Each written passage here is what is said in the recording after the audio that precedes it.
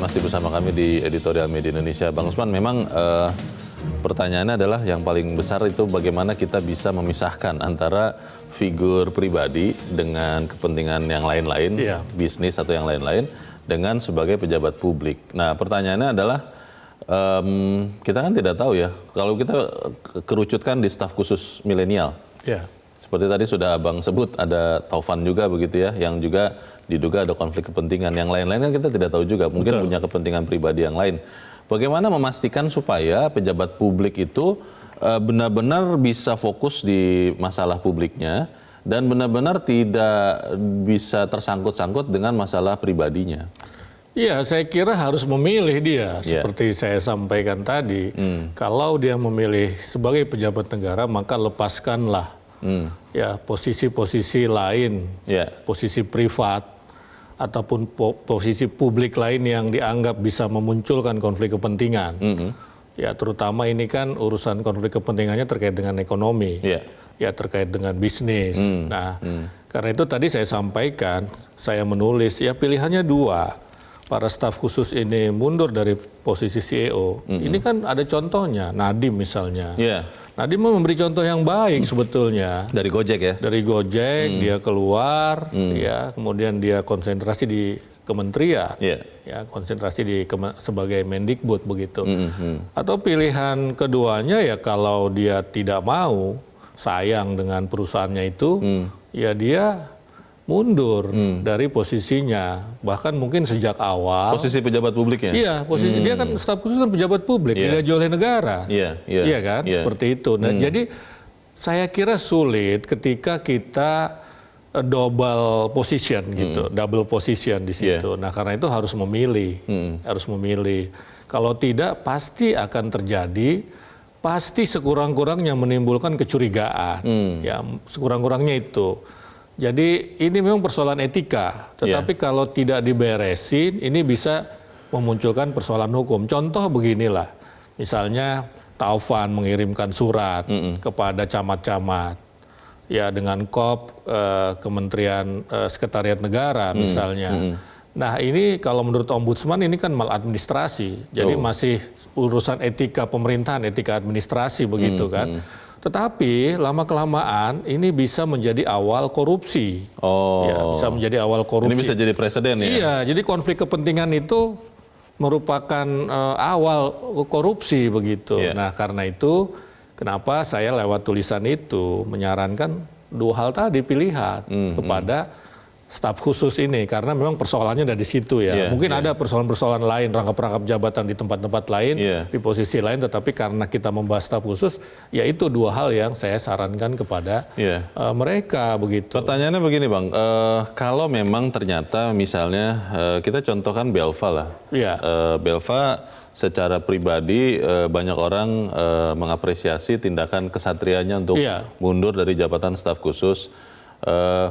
Tapi kan pertanyaannya begini, ketika Belva adalah pendiri Ruang Guru, yang juga menjadi partner untuk program Kartu Prakerja dari beberapa ya, bukan hanya satu-satunya. Kalau memang ternyata Ruang Gurunya itu sudah memenuhi kualitas yang dimintakan, atau dalam penunjukannya sudah mematuhi peraturan ketentuan yang berlaku, itu masih boleh apa tidak sebetulnya? Ya, saya tadi sampaikan, sekurang-kurangnya akan menimbulkan kontroversi, sekurang-kurangnya akan menimbulkan citra yang buruk. Ya, pasti orang akan bicara, dia menang, dia ditunjuk perusahaannya karena posisi dia. Karena kedekatan. Itu sulit untuk memisahkan itu. Karena sekian tahun yang lalu kita selalu melihat hal seperti itu. Iya, betul. Jadi itu persoalannya. Nah, kemudian kan pertanyaannya tadi, kalau Belva sudah mundur, kita apresiasi. Artinya dia sudah memenuhi salah satu dari dua pilihan tadi. Integritas moral. Betul, dia mundur dari posisinya. Tapi kan kemudian pertanyaan orang, bagaimana dengan Ruang Gurunya yang sudah mendapatkan proyek? Ya memang idealnya mungkin dia menarik diri, tetapi kan jangan-jangan waktu penunjukan kan dia masih posisi staf khusus, bisa saja seperti itu kan? Kan 2019 ini Ruang Guru dan yang lain-lain itu ditunjuk sebagai tempat melatih ya para peserta kartu prakerja itu ya. Kartu prakerja ya itu yang perlu disampaikan. Tetapi mungkin ada hal lain yang saya tidak tahu karena sudah berjalan dan seterusnya sehingga tidak bisa ditarik. Bisa saja seperti itu, kalau ditarik programnya akan berantakan, katakanlah seperti itu. Nah, karena itu apa yang dilakukan Belva, saya kira ya sudahlah, kita apresiasi dia, ya kita puji dia, kita anggap persoalan Belva ini sebetulnya selesai, ya selesai karena dia sudah memilih satu dari dua pilihan yang saya sampaikan tadi. Nah sekarang kemudian persoalannya justru kartu prakerjanya kan begitu, kartu prakerjanya. Nah persoalan muncul menurut saya ini, memang orang mengatakan bahwa kenapa harus ada pelatihan, ada biayanya. Yang dikerjakan Ruang Guru dan ada sekian platform lain itu pelatihan itu pelatihan ya? Lewat ada biayanya. Online ya kalau lewat online. Kenapa harus ada biayanya? Satu itu kan banyak pelatihan-pelatihan lain yang disediakan itu gratis. Di platform lain katanya gratis. Seperti itu, isinya, ya kan? materinya. Satu, ya kan? Kedua, kemudian untuk apa? Orang tidak butuh pelatihan sekarang, orang butuhnya sembako, makan, kira-kira begitu kan? Iya. Nah ini yang saya kira perlu dijelaskan. Ya. Kalau penjelasannya ini sampai, ini saya kira kontroversi akan berkurang. Penjelasan tidak sampai itu lebih parah daripada kasih tak sampai soalnya begitu kan? Nah jadi penjelasannya kan begini. Menurut saya ini kan kartu prakerja, bukan kartu sembako begitu loh. Jadi tidak bisa semena-mena dialihkan dia menjadi dalam bentuk tunai. Kemudian orang dengan tunai itu beli sembako, kira-kira begitu. Karena juga sering terjadi tidak dipakai. Karena ini memang bukan tunai dia. Iya kan? Karena kalau tidak akan melenceng dari tujuannya. Nah karena itu pelatihan tetap dilakukan secara online. Kenapa? Ya sekolahan aja udah online begitu, apalagi pelatihan begitu. Pertanyaannya begini, Bang Usman, soal moral, soal konflik kepentingan, dan sekarang ditambah lagi kedaruratan. Banyak orang mengatakan ini agak ada celah karena ada sedikit mungkin kepanikan melihat kondisi yang terjadi karena corona ini harus segera menyediakan berbagai hal. Nah pertanyaannya adalah bagaimana membuat negara ini tetap aman, tetap selamat walaupun ada situasi kegentingan. Kita harus jeda dahulu dan pemirsa tetap bersama kami. Editorial Media Indonesia segera kembali.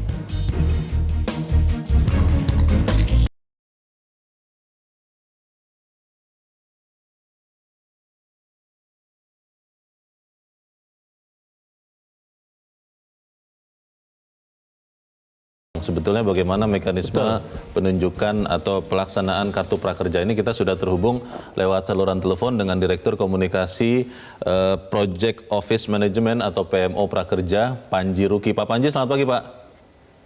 Selamat pagi Mas.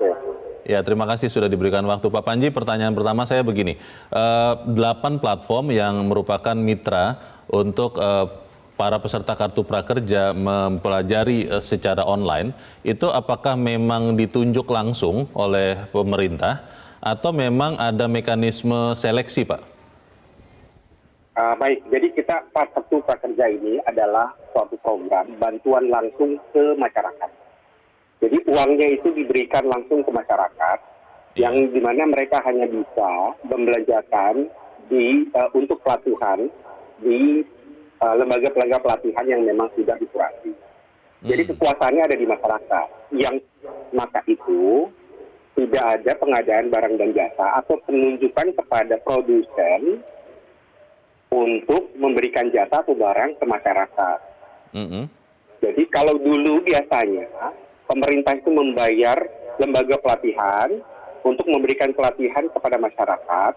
Dan lembaga pelatihan tersebut dibayar oleh pemerintah. Nah, itu yang namanya pengadaan atau lelang atau penunjukan. Nah, ini sebaliknya.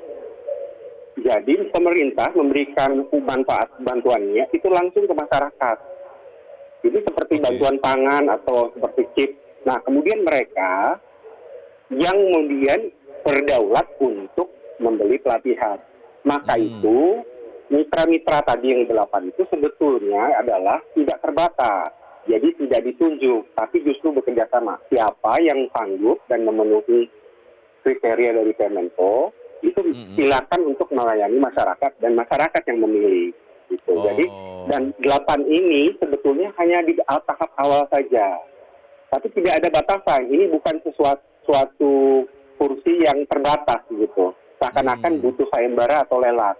Tapi bisa terus bertambah, tidak ada batasannya. Jadi sampai saat ini pun kami tetap terbuka untuk menambah platform digital yang dapat bermitra dengan kami. Bahkan sebanyak mungkin bagus karena memberikan pilihan untuk masyarakat.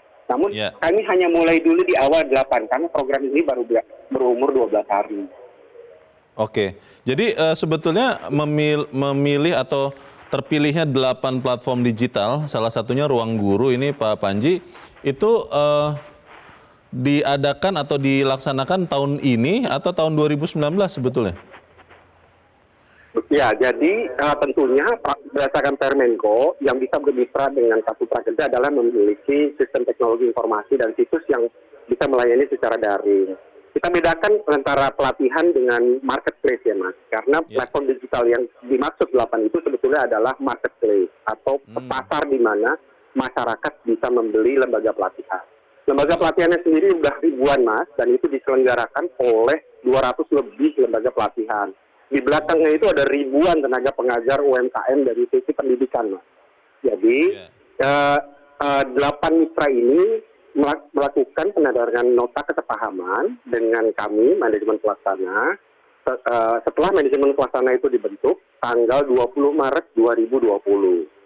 Kemudian setelah aturan pelaksanaan dari prakerja itu lengkap, kami menandatangani perjanjian kerjasama yang bisa dievaluasi sewaktu-waktu dan bisa dihentikan sewaktu-waktu jika mitra ini tidak memenuhi kriteria dan tidak melayani masyarakat lain. Baik, Pak Panji, yang menjadi kontroversi adalah karena saat ini dari 8 itu ada satu yang namanya Ruang Guru, yang CEO-nya adalah Belva yang baru saja mundur dari jabatan staf khusus milenial Presiden. Nah, mungkin boleh dijawab, sebetulnya pada saat salah satunya adalah Ruang Guru dipilih untuk menjadi mitra, ada faktor nama Belva tidak yang mempengaruhi penunjukan itu? Saya jawab tidak, ya karena kami melihat kemampuan dari platform ini untuk melayani masyarakat sesuai dengan kriteria yang sudah ditetapkan oleh Permenko, yaitu bisa bisa melayani masyarakat secara skala nasional, secara daring. Gitu. Jadi memang Ruang Guru adalah salah satu dari 8 yang memang berbisnis marketplace untuk pendidikan. Dan tentunya secara penilaian itu mereka bisa ikut dengan 7 lainnya. Gitu. Kami sendiri tidak berhubungan dengan staf khusus yang bersangkutan. Oke, baik, terima kasih Pak Panji. Mungkin ke depan kalau boleh komunikasi seperti ini semakin diperbanyak ya Pak, supaya tidak ada syakwa sangka di antara masyarakat. Terima kasih Pak Panji Ruki sudah menjelaskan kami. Selamat pagi Pak. Sudah ada penjelasan langsung, tapi kan memang pertanyaannya adalah Ruang Gurunya seperti apa? Tadi Bang Usman sempat katakan, kalaupun Belva sudah mundur, apakah Ruang Guru tetap menjadi salah satu partner kerjasama untuk program ini? Bagaimana Bang? Iya, tadi kan kalau kita lihat mekanisme seleksinya itu agak berbeda, tidak ada lelang ataupun penunjukan langsung. Karena lelang nih temannya nih biasanya penunjukan langsung, kawannya begitu kan.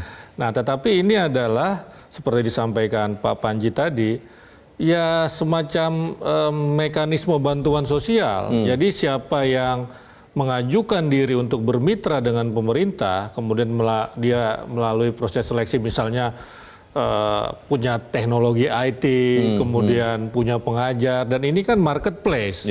Jadi tidak kayak seperti Bukalapak.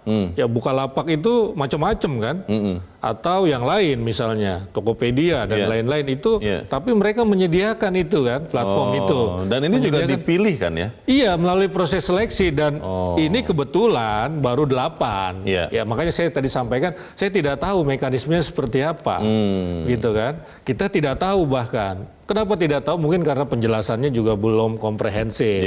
Nah sekarang setelah kita mendapat penjelasan ini sebetulnya menurut saya sih tidak ada persoalan ya dengan 8 ini karena nanti bertambah. Silahkan mengajukan semua siapa yang bisa. Jadi kan begini kira-kira 8 ini diberikan informasi kepada penerima. Yang satu menyediakan kursus bahasa Inggris misalnya, yang satu menyediakan kursus bikin roti atau komputer misalnya begitu. Kan belum tentu dipilih juga ini. Oh, saya nggak perlu pelatihan itu. Itu bebas memilih. Bebas memilih. Tidak harus memakai. Nanti kalau yang memilih itu cuma satu orang, misalnya yang bahasa Inggris tadi, gitu kan? Ya dibayar satu aja begitu loh. Bukan berarti 5,6 triliun itu kemudian dibagi ke 8 ini. Ya belum tentu juga mungkin sebenarnya nanti kan akan banyak. Ini saya dapat informasi ke Kemenaker itu juga kan mengajukannya ke Kemenaker ini kan. Baik. Itu masih banyak yang nanti begitu loh. Mungkin kalau saya melihat Bang Usman bisa juga saya salah. Dan begini juga kayak misal di platform marketplace tadi, dia jangan-jangan tidak bermitra dengan satu lembaga kursus. Iya, tadi ada banyak kan. Banyak kayak misalnya. Ribuan malah. Iya, bisa ribuan. Oke, masalahnya mungkin adalah komunikasi yang masih kurang. Ya itu makanya saya bilang kan penjelasannya yang belum baik. clear. Nanti kita akan lanjutkan dan kita akan dengarkan juga pendapat dari pemirsa, tapi kita harus jeda lagi dan pemirsa tetap bersama kami. Editorial Media Indonesia segera kembali.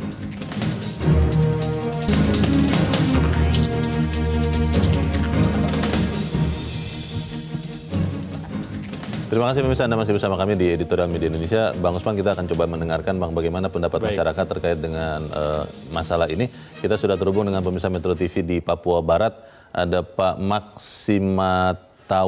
Pak Max, selamat pagi.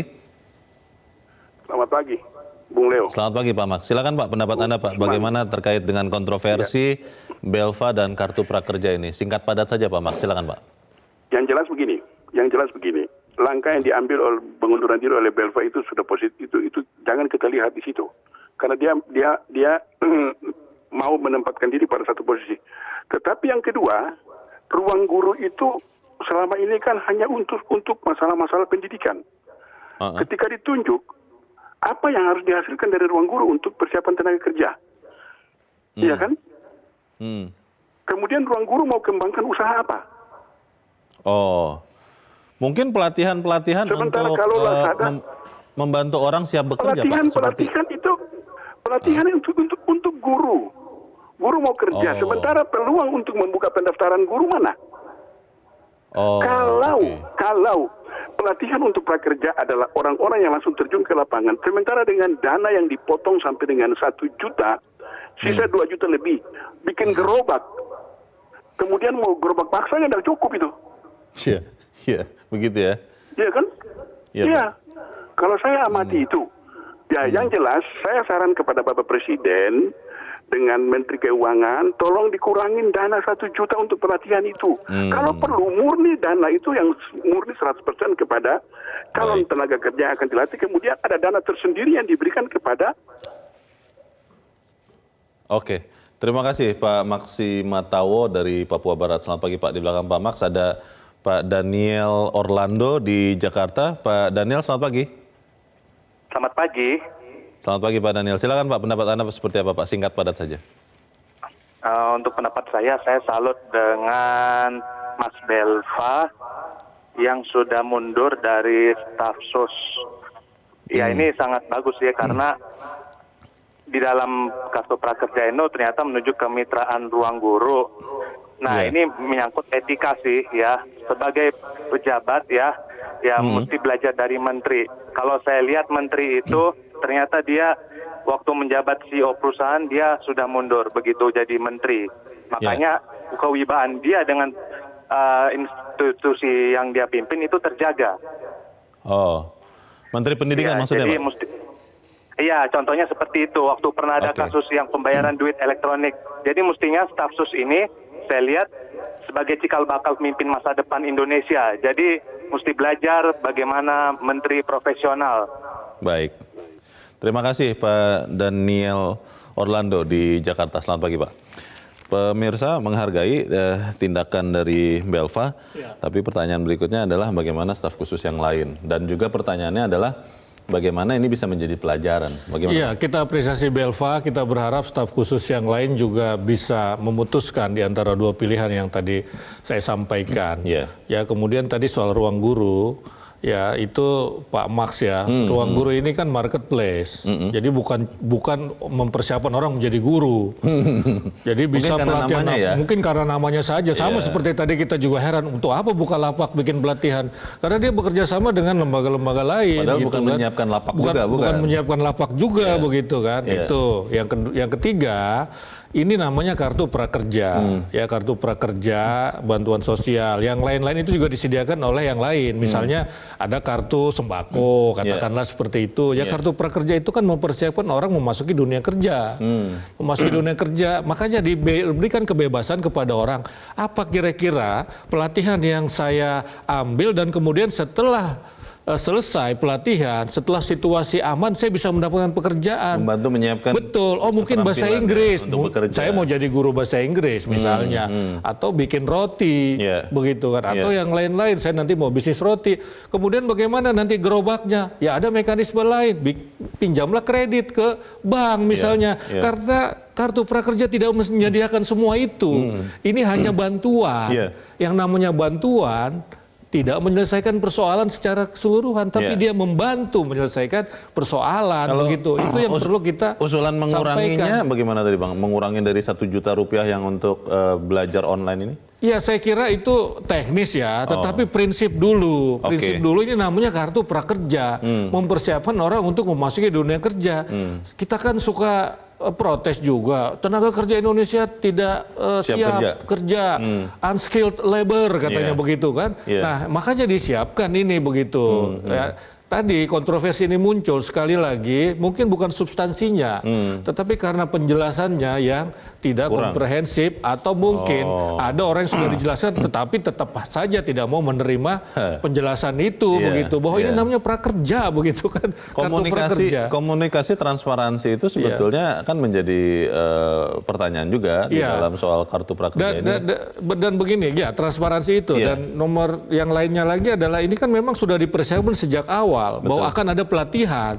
Nah, tapi kemudian karena corona, maka pelatihannya diubahlah menjadi online. Lalu kemudian orang bilang lah online juga banyak yang gratis. Iya banyak yang gratis, ya ambil juga yang gratis itu. Tetapi kalau mau pilih yang ini ya ada. Dan bukan dia yang bayar, pemerintah yang bayar. Begitu. Sebetulnya apakah ada semacam laman situs atau sumber informasi yang komprehensif Bang? Bisa tahu bagaimana seluk-beluk prakerja ini, penunjukannya itu ada atau tidak sebetulnya? Saya kira ada di Kemenaker ya. Di Kemenaker saya pernah membaca berita dari lamannya Kemenaker. Ya, cuma saya tidak masuk lebih jauh lagi. Memang persoalan dengan lembaga pemerintah kita itu websitenya sering sekali tidak update. Ya, Ombudsman juga menyatakan itu begitu kan. Terutama dalam kasus COVID-19 itu banyak yang kontak center dihubungi nggak bisa, misalnya begitu kan. Tapi dalam kondisi ini berarti terkait dengan kartu prakerja harus lebih aktif lagi dong. Iya, saya kira harus lebih aktif lagi ya. Jadi jangan menunggu pertanyaan wartawan, jangan menunggu komen dulu dari para pengamat dan apa. Jelaskan secara komprehensif lebih dulu, baru kemudian setelah itu misalnya ada pertanyaan ya baru kita jawab. Tetapi prinsip ini yang penting sekali dijelaskan kepada kita semua. Masalah transparansi, masalah kebijakan publik sering menjadi masalah karena memang kita banyak tidak tahu. Aturannya juga kadang-kadang tidak tahu atau bahkan tidak baca. Dan kemudian komunikasi proaktif yang agak kurang. Ke depan apa masukan dari editorial Bang untuk hal ini? Saya kira persoalan ini seperti saya sampaikan di awal itu memang karena komunikasi publiknya, dan memang kita akui kan pemerintah itu lemah dalam hal ini. Dalam kasus COVID-19 juga lemah komunikasi publiknya. Nah karena itu ini kan pasti terkait dengan COVID-19 ya. Nah karena itu jangan menambah lagi kerumitan begitu dengan komunikasi publik yang buruk. Nah tadi apa yang disampaikan Pak Panji itu bagus sekali sebetulnya. Clear ya? Clear. Cuma kita belum dengar juga tadinya. Iya tadinya kita juga mungkin kitanya tidak tahu, ya kita tidak dengar, tapi semula sudah disampaikan dan kita tidak mau cari tahu, bisa seperti itu. Ya tetapi apapun faktanya di lapangan banyak yang masih belum paham tentang kartu prakerja ini begitu. Jadi perlu penjelasan lebih masif lagi lah kira-kira seperti itu. Kalau bicara soal integritas, Bang, ya. Konon katanya ada orang yang mengatakan itu hal yang langka di negara ini. Ada beberapa orang di media sosial juga sedang ramai, orang yang merupakan pejabat tapi juga justru menjadi pengkritik paling keras di tempat terbuka lewat media sosial kepada negara yang juga memberikan penghidupan untuk dirinya. Untuk integritas ini seperti apa? Iya, saya kira integritas itu kan punya beberapa prasyarat. Ya, misalnya memang mental orangnya, tapi kemudian situasi seperti tadi, ketika kita bisa memilih satu di antara dua, maka integritas kita akan terjaga karena tidak ada konflik kepentingan. Tetapi memang dari bisa saja karakter orang seperti itu, karena misalnya dia ini dasarnya adalah akademisi, pengamat yang memang kritis, kemudian diangkat jadi pejabat, nggak bisa hilang ini. Suka lupa ya? dia lupa bahwa dia sudah pejabat begitu. Padahal mestinya tidak boleh seperti itu karena ini masalah etika. Baik, semoga setelah ini komunikasi lebih baik dan kemudian ada contoh yang baik yang diberikan bagi kita semua. Bang Usman Kansong, terima kasih Bang sudah hadir. Terima kasih Leo. Selamat pagi. Pagi. Pemirsa, semoga pemerintah bisa menjelaskan kepada publik apa manfaat dari pelatihan-pelatihan berbayar itu dan apakah peserta benar-benar terjamin bisa diprioritaskan untuk bekerja seusai pandemi. Sekali lagi, transparansi, niat baik, dan integritas menjadi sesuatu yang harus kita pelajari bersama. Saya Leona Samosir, terima kasih Anda sudah menyaksikan. Selamat pagi.